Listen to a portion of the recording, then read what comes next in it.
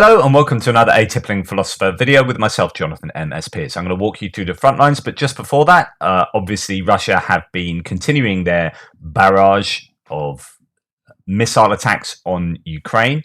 Zaporizhzhia Oblast has taken some S-300s, those are surface-to-air missiles that can be used for surface-to-surface ground attacks in their secondary mode, but it's not optimal. They are not particularly accurate, but I don't suppose Russia particularly care about accuracy at the moment. They just seem to be intentionally hitting civilian targets or trying to go for military targets, but not caring particularly if they hit civilian targets. Anyway, that's what has been happening. Let's just see what the Kiev Independence says. So it's 7 S-300 missiles on Zaporizhzhia Oblast. Donetsk Oblast taking some attacks as well. If we go to just to their, well, in fact, we'll come to what they say about the southern front as we get round there, because we are going to first of all walk through the front lines up north. So here's our map of Ukraine. Here are the occupied areas on the Kupiansk to Kreminna front line. Okay, so I'm going to start up in the Kupiansk region before moving down to Kreminna. It's worth noting that there is shelling. Seems like a little bit more shelling these days along the border here. I think Ukraine have hit an electricity substation in Russia, but that's small fry compared to the amount of electricity infrastructure that the Russians hit in their retaliation for the Kerch Bridge. And that is still smarting and it's going to badly affect their economy, the Ukrainians. So that's something that's a big challenge for them. Okay, so to go to the Kupiansk to Kreminna front, let's see what's going up in the Kupiansk region. Well, the Kupiansk region looks like this. So this is Kupiansk and this is Svatove. There has been a bit of movement in terms of moving towards through Pishani. There is some claim that might well have been liberated now. Originally, I don't know if you remember, but I said Kazlivka was surrounded as they moved on, and so it came to a stop, the Ukrainians in their offensive towards Svatove at Kazlivka. It seems that that's not the case anymore. At least there was some pushback from the Russians. This seems a fairly reasonable front line. Is it Stalinivka was liberated? I didn't say it anymore. That's this little place there. Yesterday or the day before, actually. So the front line looks to be something like that, but there are pushes. As I said yesterday, there are pushes on both sides, either way here. And it's slightly messy front line.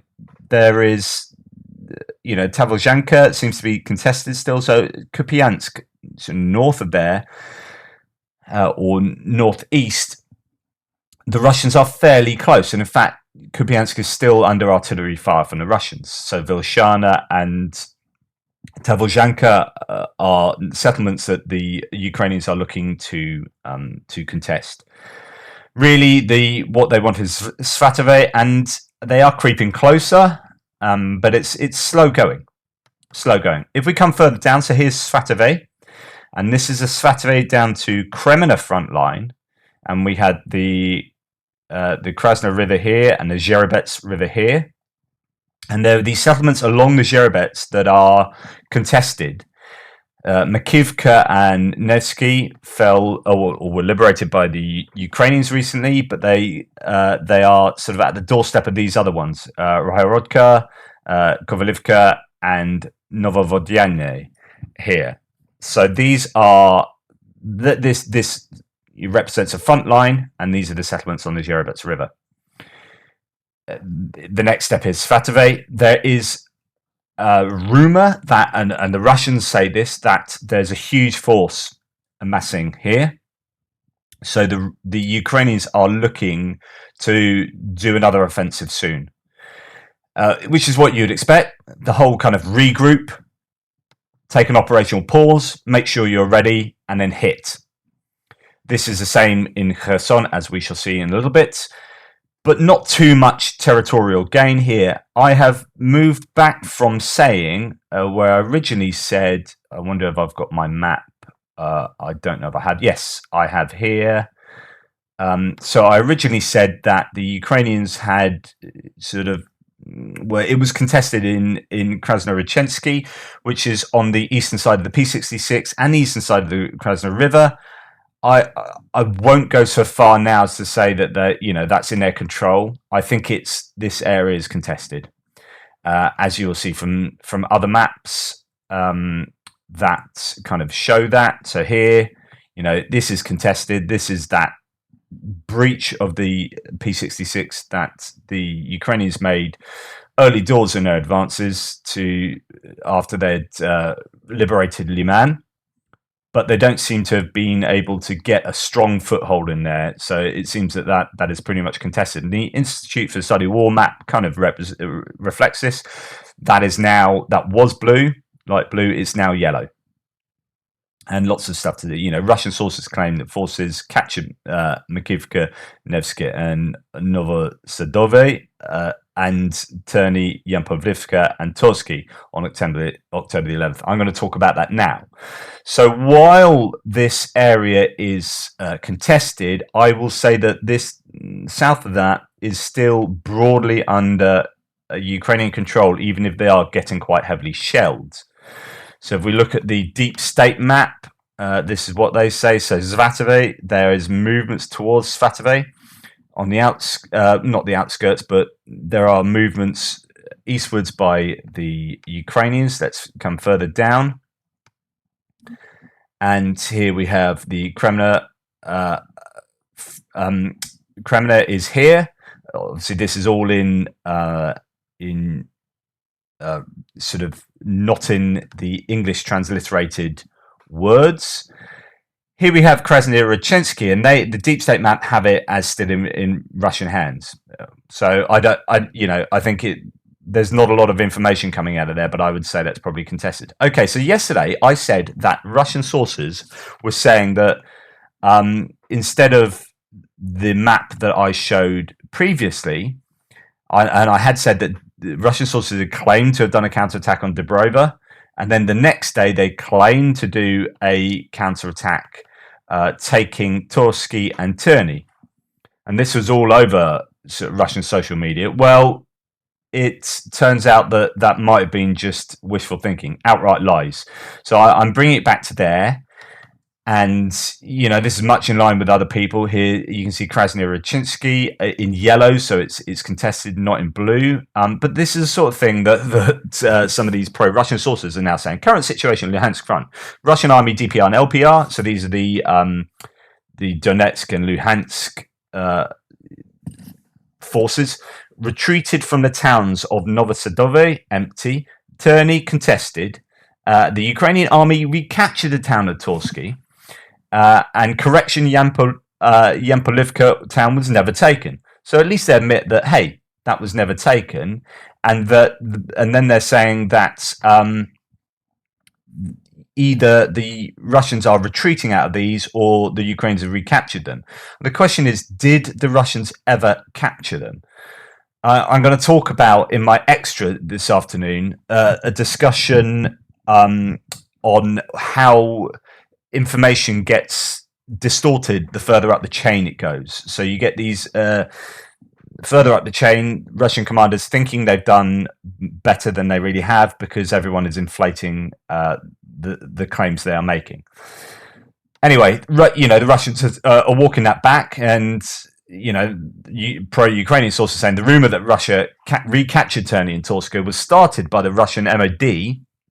Disinformation, and their October the 10th morning report that said all attempts by the armed forces of Ukraine to establish crossings across the Zherebets River were thwarted. And so the Zherebets River, to remind you, is that river that goes from sort of Torsky, Zarishny, and Torsky up through, and it forms pretty much the front line at the moment for the area that is a front line for the Ukrainians in terms of they've liberated everything to the west of it, it's difficult to say a front line because, as I said yesterday, it's not like on the one side you got Russians standing, on the other side you got Ukrainians. You'll have a front line for the Ukrainians and a front line for the Russians, and then everywhere in between is, contested and up for grabs. So then about the Russian offensive west of Kreminna, where they allegedly took Torska, Terny, Makivka and other surrounding villages, I can be clear about this. It's confirmed nonsense, just like I've been expecting for 2 to 3 days. And as Noel reports said before, that's strange. I thought Russia captured these villages. Footage that's 20 hours old. And the claims that Russians had taken them, and then you had simultaneous claims that the Russians were also shelling those places. Like, how do you liberate them and shell, or how do you occupy them and shell them at the same time? So anyway, I would say I'm fairly confident in saying this is a pretty decent front line there. And that the Ukrainian troops are amassing. There is going to be some movement pretty darned soon. The problem with taking operational pause is it's given the Russians a chance to dig in, and they have apparently got mechanized digging in going on. So they are proper digging in fortifications, both on an urban sense, but also digging in with JCBs and diggers to build sort of trenches and foxholes and dig some of their armaments in to protect them from artillery. So that's a flip side of taking that operational pause that I've been talking about quite a bit. Okay, so we're now going to move down to the Bakhmut area. So not a lot of territory swapped either way, and the same is the case in Bakhmut. However, there are sort of the Russians are inching forward in Bakhmut. There are, battles taking place in Bakhmut. Here's an example. I don't know the exact timestamp of this, but I'm pretty sure it's the last 24 hours or so of, T6. I think it's a T62. I can't tell. I can't see the wheels. Or T64. Ukrainians are fighting in Bakhmut. This is. This is what's going on there now. So the looks like the outskirts of Bakhmut, some kind of factory or refinery, some kind of aggregates place. I'm not 100% sure, but there is fighting going on in Bakhmut, and here's an example of it. In case you didn't know what war looked like, but it's pretty dug in as well. So you'll find on both sides, I'm going to show you some footage in a minute just to show you quite how dug in some of the Russian troops are, and the same will be said of the Ukrainians. Loads of foxholes, loads of stuff like this. So I'm just going to show you that evidence of foxholes here, and this is a fascinating piece of footage. First of all, look at this. Just look at this whole area and how much ordnance has been dropped here, fired here, thrown here. Just quite incredible. That's a vision in itself. So these are apparently Russian lines in the Bakhmut area being hit. So this comes from Rob Lee. Rob Lee's well worth following. Video of Ukrainian indirect fire on Russian Wagner troops in the Bakhmut area. Indirect means that it's not particularly precision or guided munition, and they're just sort of firing, hoping to hit. It looks like they do have guidance here in terms of the eyes in the sky. But yeah. So these are these foxholes that when we say they're digging in, this is how they're digging in. But look, this is a foxhole that seems to have been hit. You've got a guy crossing himself here. There's a saying, and I say this as a philosopher of religion and someone who debates quite vehemently whether God exists or not. There's this saying that there are no atheists in foxholes, and I would contest that completely. But here's an example of someone, pretty much stuck in the middle of nowhere, asking for a bit of help. But you've got these people that dug in and now sort of crawling out of stuff that's been hit by fire and sort of burying them, and they're sort of crawling themselves out. This is what some of the fighting is. When we say they are dug in, they used excavators, diggers to actually dig trenches. They're digging holes. They're digging their vehicles into defensive positions, so to protect them from artillery fire. But then you get these kind of apocalyptic pieces of video that are really fascinating to see, to get an idea of the kind of fighting. And there's such a variety of fighting. There's urban fighting. There's this kind of stuff. There's using, tanks and really quick Humvee incursions. All sorts of different forms of fighting going on. Okay, so what did I say previously? So this was the line around Bakhmut, say a week ago. Then the Russians moved in and took these little villages, Vasily Dolina, Zaitsevi, and Odradivka.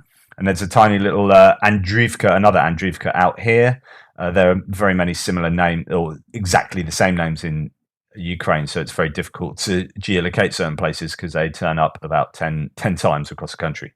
Anyway, that's what the Russians did. They appear to still be contesting Pidorodny and Bakhmutsky and Solidar. So this is still how it's going at the moment, just north. But I'd say that's pretty much going to be the front lines. They are fighting in the suburbs, and there is a river, I think, that goes through Bakhmut, which will probably form a bit of a front line, at least for some time. I think the Russians will eventually take Bakhmut. Quite what will be left of it. That certain parts of it have been looking pretty apocalyptic. The Ukrainians have pulled out, as I said yesterday. They pulled out their emergency services, police, and what have you, which is an indication that they are preparing to lose it, or at least being very conservative and careful. But I would say that the Russians probably will take this, but at what cost? And I discussed that yesterday. So anyway, that's a front line going on there. And then we're going to move to mention Donetsk a little bit. So Donetsk, just to remind you, so that was Bakhmut, which is here. It's going to be a very costly place for the Russians to have taken in time, effort, and troops and armaments. Now, in Donetsk Oblast, there is a city of Donetsk, and they have been pushing meter by meter out of there, and quite a huge success actually for the Russians here. They've done a pretty good job in taking a couple more meters in Pervomaisky. So they've taken Pisky, and the front line for them is Pervomaisky, but this means that Donetsk is under artillery fire consistently from the Ukrainians. That's why they want to push out and give themselves a buffer zone, but it is so painfully slow. So it's a snail's pace, and every meter is contested hugely. So not a lot of movement for the Russians there.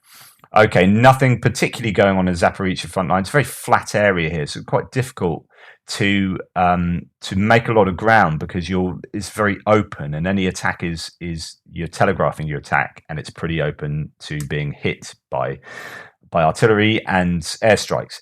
The same can be said for the Kherson region, but it's such an important region that they front load a load of troops and then cut off the supplies. That's the difference here, is that they can isolate the Russian troops. Okay, so what's been going on there? Well, there is rumor that, and this again comes from the pro-Russian sources, so you generally won't find stuff like this come from the Ukrainians because of operational security. They're not going to be telling people, oh, by the way, we're amassing a whole load of forces here because we're just getting ready for a counterattack or an attack. No. So you're hearing this from the Russians. The Russians are saying, right, there are huge forces preparing in the Kherson region, like there are up in the Kreminna front line, and you can expect there to be a big attack coming very soon.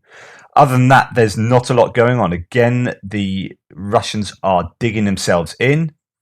The Ukrainians have just recently announced that they've definitely liberated a bunch of places that I'd already said that they had liberated, but they are now, 100% liberated. So I said the other day they had liberated this. So Novokemyanka and a bunch of other places just north of here. The Ukrainians have now said, yep, there are 5 settlements. They've all been liberated. So the front line really does look like it is around here, but with forces amassing to the north of here. And lastly, of course, this is pro-Ukrainian information and source, the Kiev Independent. Russian troops sustain equipment personnel loss in Ukraine's south. Ukraine's Operational Command South reported that they completed over 300 fire missions targeting and damaging 2 Russian Grodzvika self-propelled howitzers and an APC. 300 fire missions for just that. I don't know. I presume they would be damaging more than that with that kind of set of operations. Ukrainian military also destroyed an ammunition depot near the village of Duchany. So just to remind you where Duchany is, helps if I get the right map. Duchany is here, top right over here, just north of Milove, and that was part of their, lightning strike into here that got them so far, and then the rest has been very, very slow movement.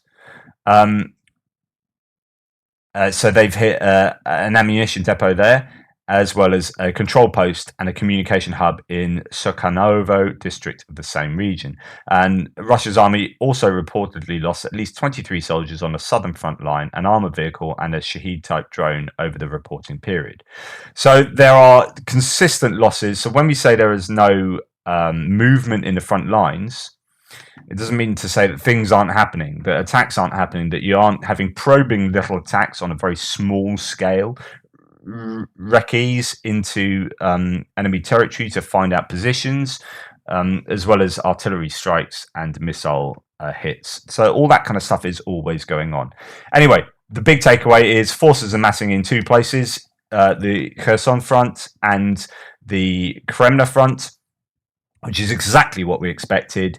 There were complaints that they had taken too long, and this has allowed the Russians to dig in, but that might have been just necessary. And will that digging in be enough to withhold the coming attacks?